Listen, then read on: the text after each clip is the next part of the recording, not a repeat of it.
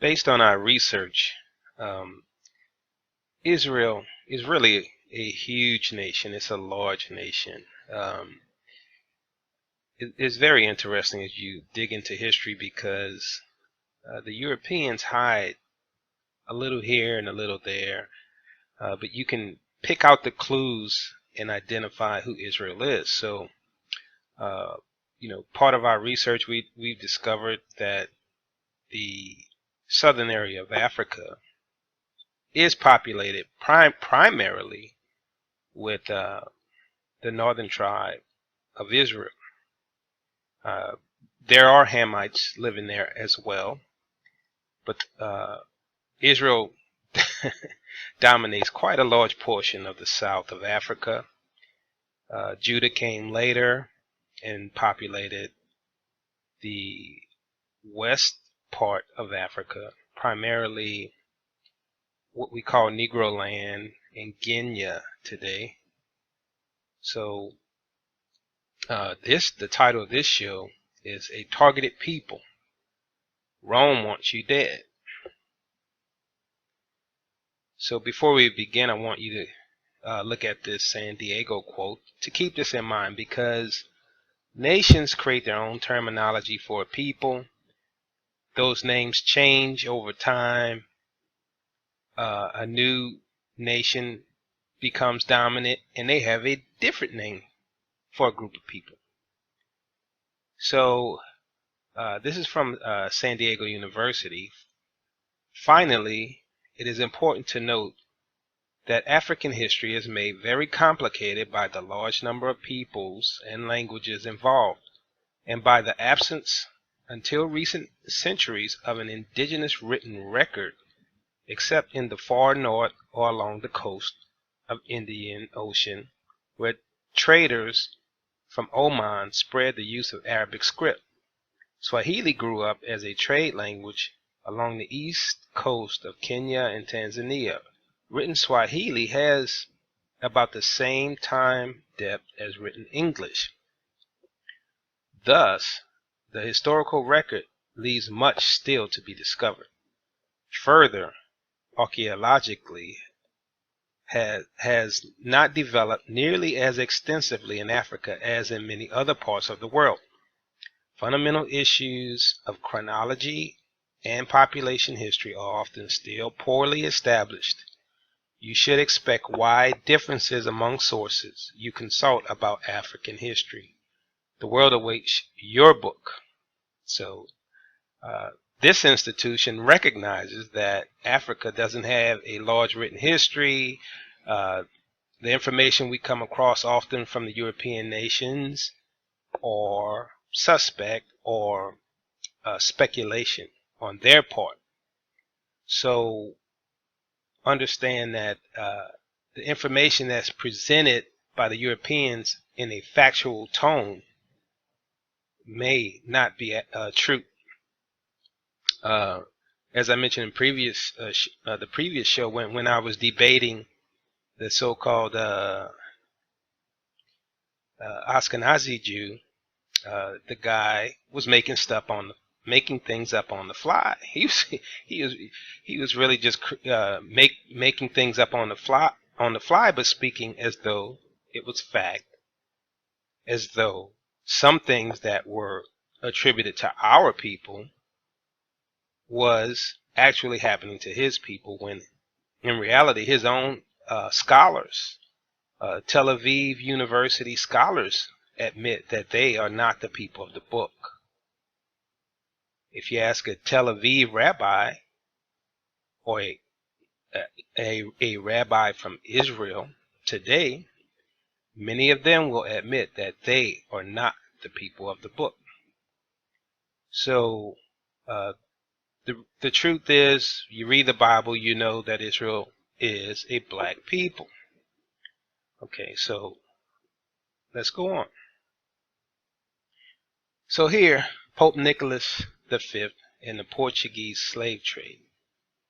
The Dum Diversas, the papal bull of Pope Nicholas V of Portugal, was issued on June 18, 1452, legally granting Portugal the right to enslave any and all people they encountered south of Cape Bojador, Morocco, on the coast of West Sahara.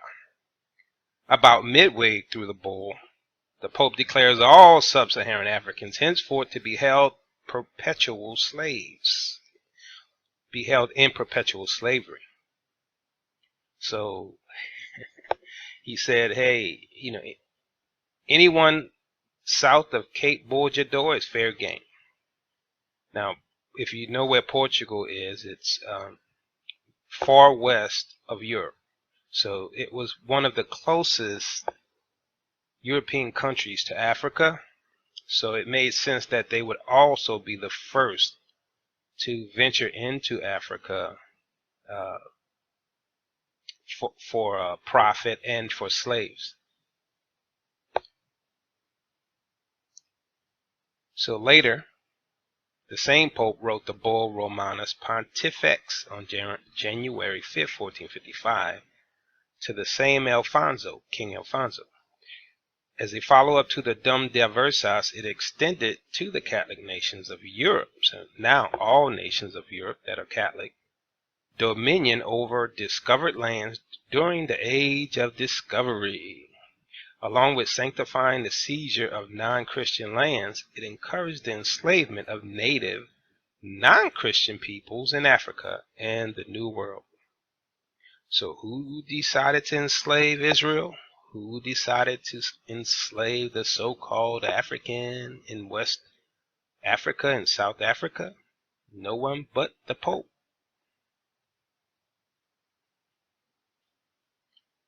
That night, Goncalves led a raiding party into Cape Blanc. Okay, let me try that again. That night, Goncalves led a raiding party into Cape Blanc, a narrow peninsula between Western Sahara and Mauritania, and kidnapped 2 Berbers, 1 man and 1 woman, another Portuguese mariner, Nuno Tristão, and members of his crew soon joined Goncalves.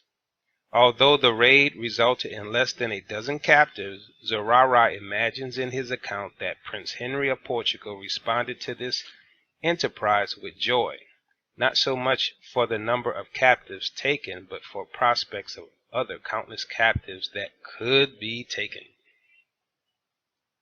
So now, where was Cape Bojador? As you can see here, it was in northwest Africa. This is the early Portuguese trading area.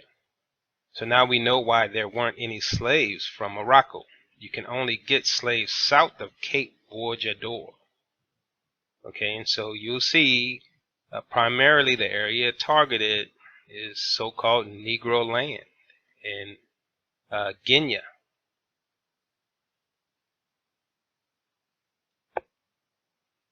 So here is approximately where Cape Bojador is.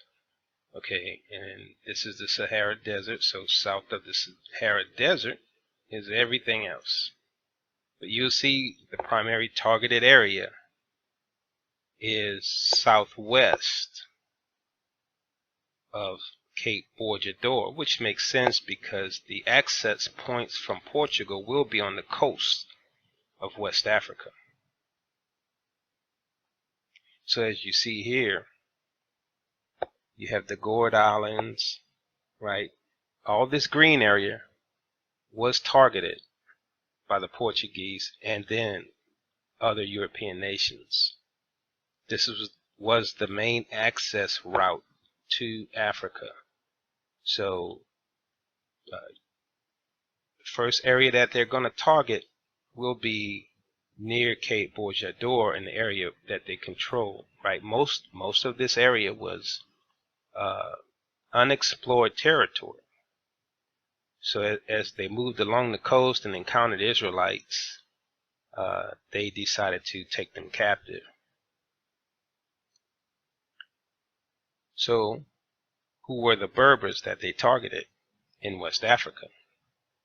Berber, self-named Amazighen, plural, Amazighen, any of the descendants of the pre-Arab inhabitants of North Africa. The Berbers live in scattered communities across Morocco, Algeria, Tunisia, Libya, Egypt, Mali, Niger, and Mauritania. So let's be clear, it's pre-Arab. You have these Arabs living in Africa today and behave as nomadic people, but they are not the original inhabitants of Africa. So specifically pre-Arab, keep that in mind. So African people, not Turkish European. So the term Berber has been used in Europe since at least the 17th century and is still used today. It was borrowed from either the Arabic designation for these populations or from the Roman and Greek denominations. The Barbary Coast, or Berber Coast, was the term used by Europeans from the 16th until the 19th century to refer to much of the collective land of the Berber people. Today the term Greater Maghreb, or simply Maghreb, corresponds roughly to the Barbary. So Maghreb, that's Arabic related, but the term Berber, as we said, was going on for a while, given by either the Europeans or by the Arabs as well. So who were these Berbers in West Africa? Since Berbers are considered Northeast Africa, who were the ones in West Africa? They were the Tuareg, right? The Tuareg inhabit the Saharan regions of North Africa, Niger, Mali, Libya, Algeria, Burkina Faso. Tuareg is an Arabic term meaning abandoned by God. They call themselves Imohag, translated as freemen. No one knows the true origin of Tuareg, where they came from, or when they arrived in the Saharas. Well, of course they don't know their origins because they are Israelites. They came from the so-called Middle East with the rest of their people. Okay, so pay attention to the term meaning abandoned by God. This is the term that Arabs use for Israelites, Hebrew Israelites. Okay, so in the Surah, the Quran, Surah 4, they say Allah had cursed them, the Jews, for their disbelief. This is how the Muslims refer to Jews or Hebrew Israelites. Ethnic classification. The Tuareg are classified as a Berber group and are closely related to both Northwest African Berbers and West Africans in terms of culture and race. They do not have Arabic ethnicity. So once again, they're not Arabic. Okay. So it was the Tuaregs who were initially targeted by Pope Nicholas and his Portuguese people. So here's a modern area of the Tuareg region. They are nomadic people and usually travel along this region. But I'll show you in a second the trade routes of the Tuareg, which made them targets for the Portuguese.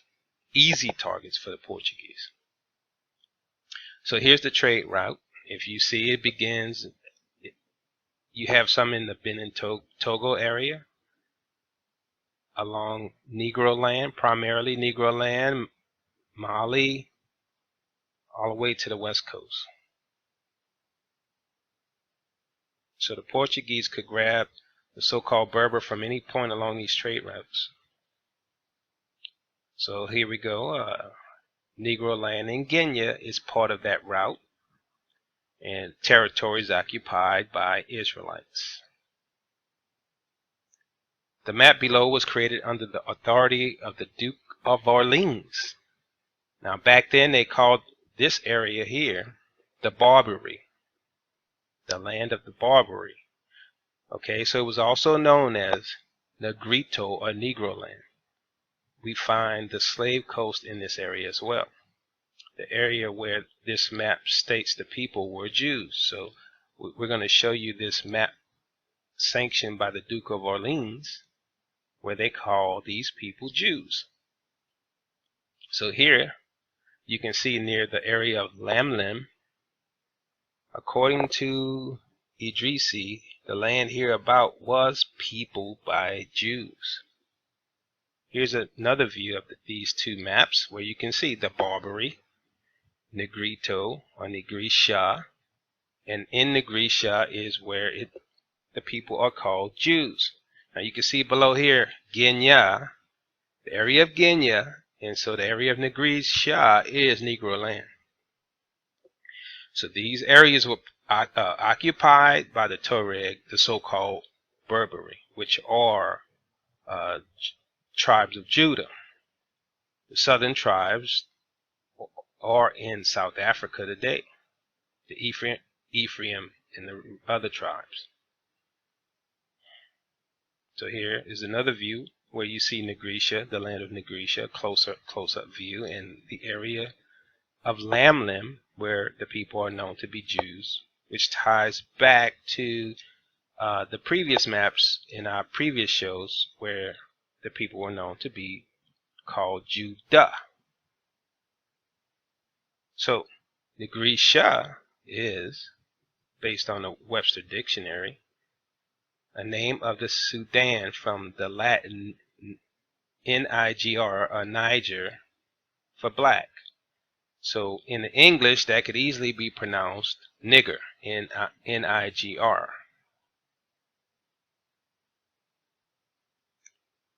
So the above image states that hereabout was peopled by Jews. Now the below map further validates that the Berbers were in the same area of the slave coast as that of the Portuguese map that also shows the kingdom of Judah. So both the Duke of Orleans map and the Portuguese map states that these people were Jews. Jew is from the tribe of Judah, thus the Berbers are Jews and they were targeted by Rome. So as you see here, this is the Portuguese map we've shown before. Kingdom of Judah, right here, Kingdom of Judah, in the so-called slave coast. But Israel occupied all the west and west coast and southern area of Africa. Judah primarily was west coast, and Ephraim and the other northern tribes were southern Africa. We see below that the same area that the Duke of Orleans map showed as Berber territory where Jews lived is the same area of the Portuguese map where the kingdom of Judah was, the targeting of Israel. So here, Berber population. Okay, this is the Berber area, the so-called Tuareg, parts of Mali, parts of Nigeria, parts of Benin, Togo, same area that was called Jews. Now, remember, Africa was sectioned off by the Europeans. So these nations, these countries, these modern terminology, Algeria, Mauritania, Mali, these are names given by the Europeans, not by the indigenous population. So, from the indigenous population perspective, this was the land of Judah. So as you can see from this slave port map, right, the real targeted area by the Europeans, right, along the west coast and South Africa. They were taking Israelites because this is where Israel was living. Okay, so the slave port is a good indicator of the people targeted by the Europeans. Okay, and here's another view where you can see the main slave sites, the light blue areas. So why did Pope Nicholas V create a papal bull to enslave these people forever? It is because this was the fulfillment of Psalms 83. A song or psalm of Asaph. Keep not thou silent, O God, hold not thy peace, and be not still, O God. For lo, thine enemies make a tumult, and they that hate thee have lifted up the head. They have taken crafty counsel against thy people, and consulted against thy hidden ones. They have said, Come, and let us cut them off from being a nation, that the name of Israel may be no more in remembrance. For they have consulted together with one consent. They are confederate against thee, the tabernacles of Edom, and the Ishmaelites, right, the Arabs and the Muslims, of Moabites, and the Hagarenes, Gebal, and Ammon, and Amalek, the Philistines, with the inhabitants of Tyre. Assur also is joined with them. They have holpen the children of Lot. Selah, do unto them as unto the Midianites, as to the Sisera, as to the Jabin at the brook of Kishon, which perish at Endor. They became as dung for the earth. Make their nobles like Oreb and like Zeb, yea, all their princes as Zebah and as Zalmunna. Who said, let us take to ourselves the houses of God in possession? O my God, make them like a wheel, as the stubble before the wind, as the fire burneth a wood, and as flame sets the mountains on fire, so persecute them with thy tempest, and make them afraid with thy storm. Fill their faces with shame, and they may seek thy name, O Lord. Let them be confounded and troubled forever. Yea, let them be put to shame and perish, that men may know that thou, whose name alone is Yah, art the most high over all the earth. Now here we see also in Job 3:6, you sold the people of Judah and Jerusalem to the Greeks, that you might send them far from their homeland. So Israel was targeted by Rome for slavery, right? Rome is Edom. To remove Israel far from their land so that they will forget who they are and never be able to return to Israel. Psalm 83:12 tells us that their plan was to put Israel into slavery from the very beginning. Note above, conspiracy of Edom is with them and is the chief conspirator. So the primary conspirator of the enslavement of Israel is Edom. The fake Jews call Rome Edom, and the real Jews call Rome Edom. The funny thing is that the Ashkenazi Jews are Roman. Oops. Okay. Let me go back. Okay, so here in the Negro laws of South Carolina, we see whom the definition of slaves refers to. If it refers to descendants of Berbers, as we saw, Berbers were Jews. It was not all Africans, just true Israel who were to be enslaved. So here's a section from the South Carolina Negro laws. The term Negro is confined to slave Africans, the ancient Berbers. So who are the enslaved Africans in South Carolina?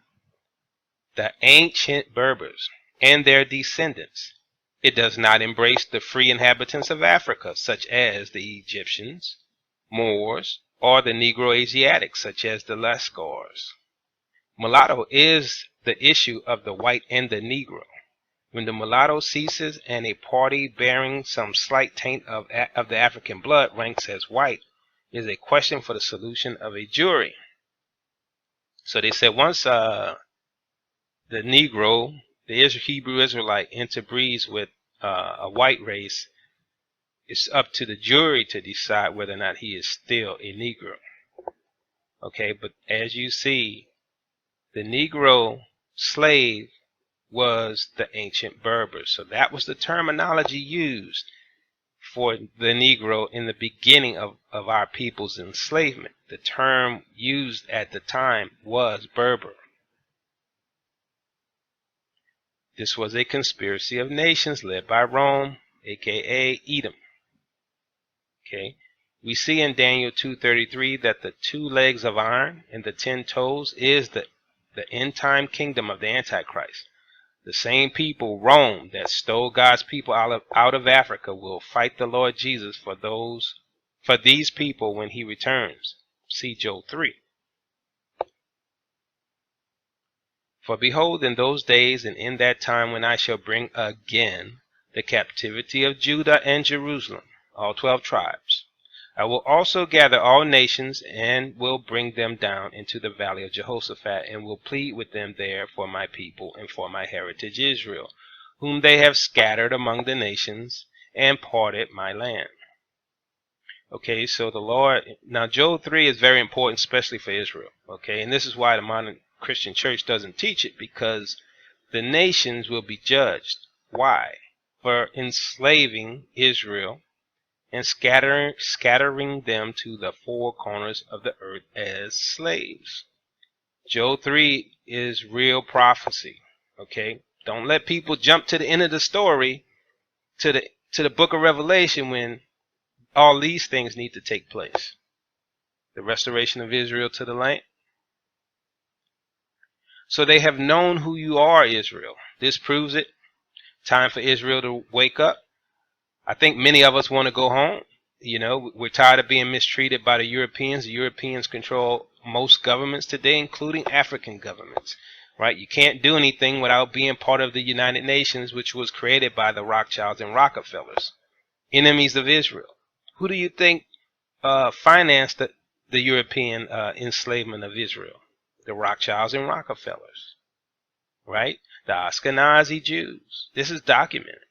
So here, you know, we see where they understood who Israel was, right? These Israelites and other free African Americans worked as farmers, craftspeople.